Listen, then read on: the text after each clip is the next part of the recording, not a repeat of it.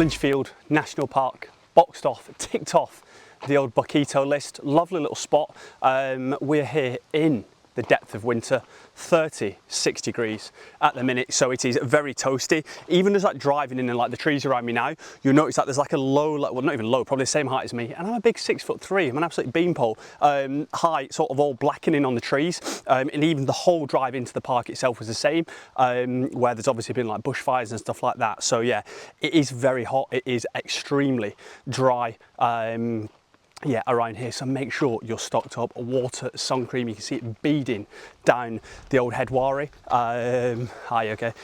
In terms of the first stops, we went to two places, obviously. Went to the Cascades and then went to the old Rocky Falls. Cascades is a bit more of a hike. It says 2 hours, like 1 hour up, 1 hour down. Me and Em were ambling and we did like 35 minutes up and probably like 25 on the way down.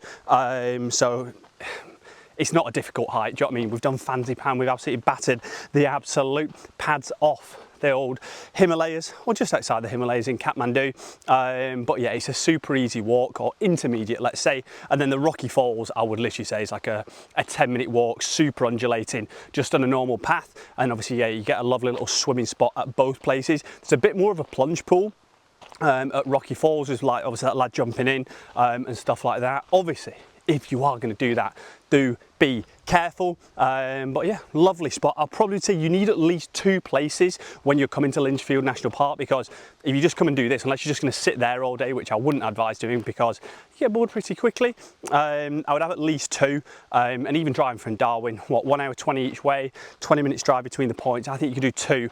Or if you wanted to push the boat out, you can do 3. However, we're heading back. We've got to rest, recuperate, pick a special guest up from the airport. Someone's coming travelling with us for the next 3 weeks. So we're going to be the 3 Musketeers moving forward. And we're going to go do Cascades National Park tomorrow. A little bit of a further drive, but I hear unbelievable scenery, beautiful MP4 files, JPEGs going straight into the old bones. So if you do have any questions about today, tomorrow, Darwin, travels, anything that we've been up to, of course, bang it in the comments, respond to every single message. Whilst you're down there, hit that subscribe button. Still en route to 2K subs. I'll see you tomorrow, baby. Remember the chef, he's always cooking, especially in this heat.